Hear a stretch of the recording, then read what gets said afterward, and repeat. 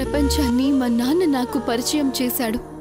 ఇంత అందమైన ప్రపంచం నాది. నా ప్రపంచమే నన్ను నిర్దాక్షిణ్యంగా సమాజంలో దోషిగా నిలబెట్టింది.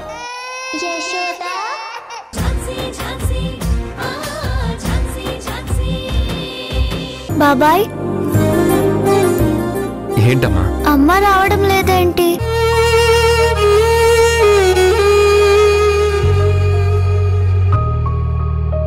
నాకు అమ్మని చూడాలనుంది బాబాయ్. మరి అమ్మకి నన్ను చూడాలని లేదా?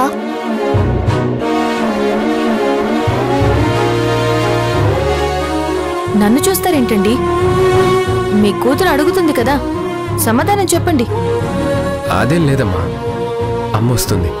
ఎప్పుడొస్తుంది?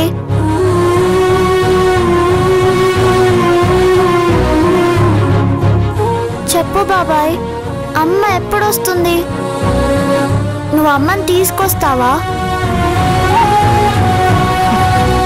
చాక్లెట్స్ తీసుకురావడం కాదండి, మీ అమ్మనంట.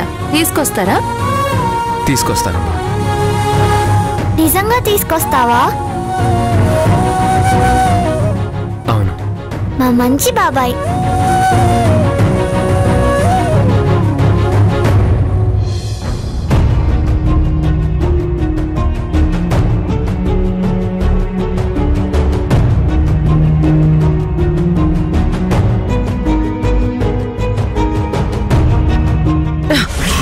ఏంటండి ఇది? ఓవైపు స్వీటీ హాస్పిటల్లో ప్రాణాపాయ స్థితిలో ఉంది. తనకెప్పుడు ఏం జరుగుతుందో తెలియని పరిస్థితిలో ఉంది. ఇంతవరకు వేరే డోనర్ కూడా దొరకలేదు. ఆ రాజయ్య వాళ్ళని ఒప్పించి ట్రీట్మెంట్ జరిపిద్దాం అనుకుంటే స్వీటీ వాళ్ళకే కావాలని కూర్చున్నారు. దినదిన గండంగా మారిపోతుంది. ఇలాంటి టైంలో మావయ్య మనం ఎక్కడికో వెళ్ళి లంచ్ చెయ్యాలంటారేంటి? నాన్న చెప్పారు కదా కమలా, మనం రావు అంటే ఆయన ఫీల్ అవుతారు. అంటే స్వీటీ కండిషన్ సీరియస్ గా ఉందని తెలుసు కూడా మనం వేరే వాళ్ళ ఇంటికి వెళ్ళి నవ్వుతూ నవ్విస్తూ ఉండమంటారా? అది నా వల్ల కాదండి. మన స్వీటీని చూడకుండా ఉండలేకపోతున్నాను. కానీ ఈ ఇంటి బాధ్యత నా మనసుకి సంకెళ్ళు, నా కాళ్ళకి బంధనాలు వేసి తన దగ్గరికి వెళ్లకుండా చేస్తున్నాయి. కమలా, అవునండి, మీకు తెలీదా? స్వీటీ కోసం నేనెంతగా ఏడుస్తున్నానో. క్షణక్షణం నరకం అనుభవిస్తున్నాను. కానీ మీరు అవేం పట్టించుకోరు. మీ నాన్న ఏది చెప్తే అది మాత్రమే చేస్తారు కదా. అలా ఎందుకంటావు కమలా? మరైతే నాకీ బంధనాల నుంచి విముక్తి కలిగించండి. ఏమంటున్నావు కమలా? నన్ను స్వీటీ దగ్గరికి తీసుకువెళ్ళండి. నేను అక్కడే హాస్పిటల్లో తన దగ్గరే ఉండేలా చెయ్యండి. అన్నీ తెలిసి కూడా నువ్వు ఇలా మాట్లాడడం ఏంటి కమలా? అంటే మీరలా చేయలేరు కదా. అయితే నేను కూడా ఈ పరిస్థితుల్లో ఎక్కడికి రాలేను. ఇప్పుడు మనం వెళ్ళకపోతే బాగోదు కమలా. రెడీ అవ్వు. నేను రాను. అంతగా మీకు వెళ్ళాలనిపిస్తే మీరు వెళ్ళండి, నేనేమనుకోను. కమలా,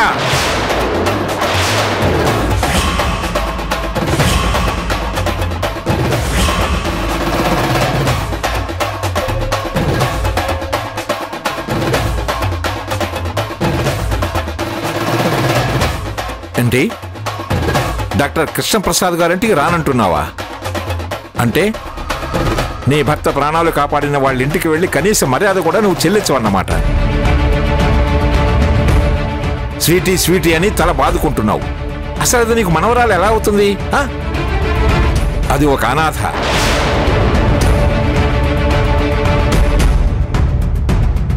ఈ ఇంటి గౌరవ మర్యాదల కన్నా నీకు అనాథే ఎక్కువైపోయింది కదా. మామయ్య, దయచేసి అలా మాట్లాడకండి. లేదు కమలా, నువ్వు చాలా మారిపోయావు. ఒకప్పుడు ఈ ఇంటి కోడలు ఎలా ఉండాలో నిన్ను ఉదాహరణగా చూపించేవాణ్ణి. ఇప్పుడు నువ్వు ప్రతి విషయానికి నాకు పంటి కింద రాయిలా తయారయ్యావు. అసలు నువ్వు ఇలా ప్రవర్తిస్తావని నేను ఊహించనే లేదు. అదేం లేదు నాన్న, కమల వచ్చేస్తుంది. కమల, త్వరగా రెడీ అవ్వు, వెళ్దాం. కమల, నా కొడుకు ప్రాణాలు ఆ కృష్ణప్రసాద్ గారు నిలబెట్టారు. అలాంటి తనకు మనం ఏమిచ్చినా రుణం తెచ్చుకోలేము. మనం తనకు కానుకలు అవి ఇవి ఏమిస్తామన్నా కాదన్నారు. కానీ వాళ్ళింటికి మనల్ని భోజనానికి రమ్మని కోరారు. మనకు మేలు చేసిన తన కోరిక తీర్చడం మన ధర్మం. తన ఆతిథ్యాన్ని అందుకోవడానికి మనం ఖచ్చితంగా వెళ్ళడం మన కనీస బాధ్యత. త్వరగా రెడీ అవ్వండి.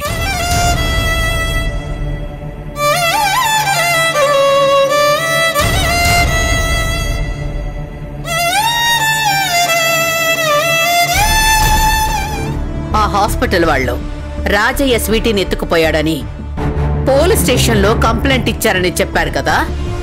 అవును, చెప్పారు. పోలీస్ స్టేషన్ కూడా వెళ్ళి ఆ కంప్లైంట్ తాలూకు డీటెయిల్స్ కూడా తీసుకో. అంతేకాకుండా వాడి మీద ఇంకేమైనా క్రైమ్ రికార్డ్స్ ఉంటే అన్ని కలెక్ట్ చేసి తీసుకురా. అలాగే మేడం. రంజిత్,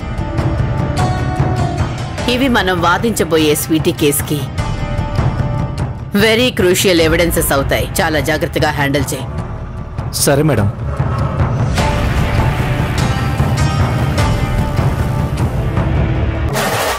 ఈ ఎవిడెన్స్ అన్ని నా చేతికొచ్చాయంటే ఆ ఝాన్సీ ఓడిపోవడం ఖాయం.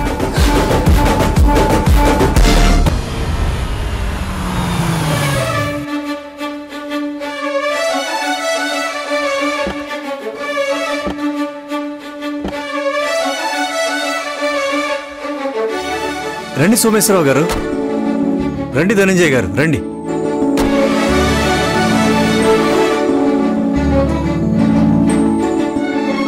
కమలా, కాస్త నవ్వుతూ ఉండు. రండి.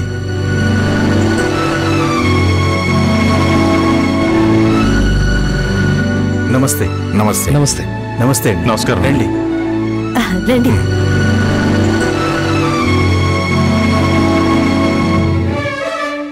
రండి. రండి. కూర్చోండి.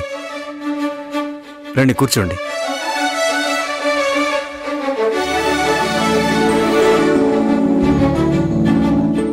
జ్యోతి అమ్మగారు.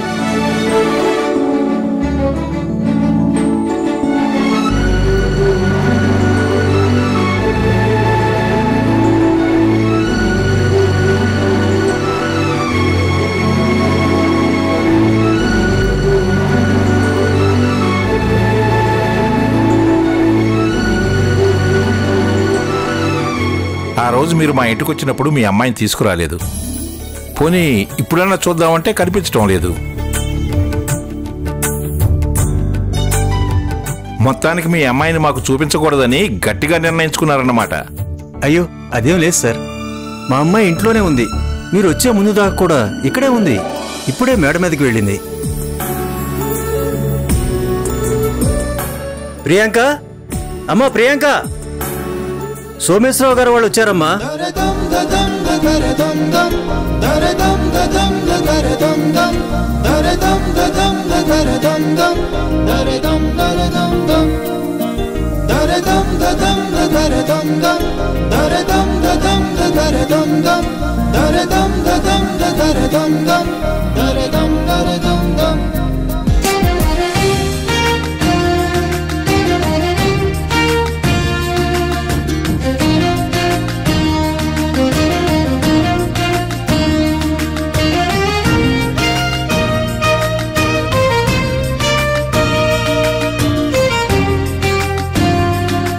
రే ధన, అమ్మాయి కుదిరిన బొమ్మలా ఉంది కదా? అవును నాన్న. అమ్మా, ఈయన సోమేశ్వరరావు గారు. నమస్తే అంకుల్. ఈయన సోమేశ్వరరావు గారి పెద్ద కొడుకు ధనంజయ్ గారు. నమస్తే అంకుల్. నమస్కారం అమ్మా. ఈవిడ ధనంజయ్ గారి భార్య కమల. నమస్తే ఆంటీ.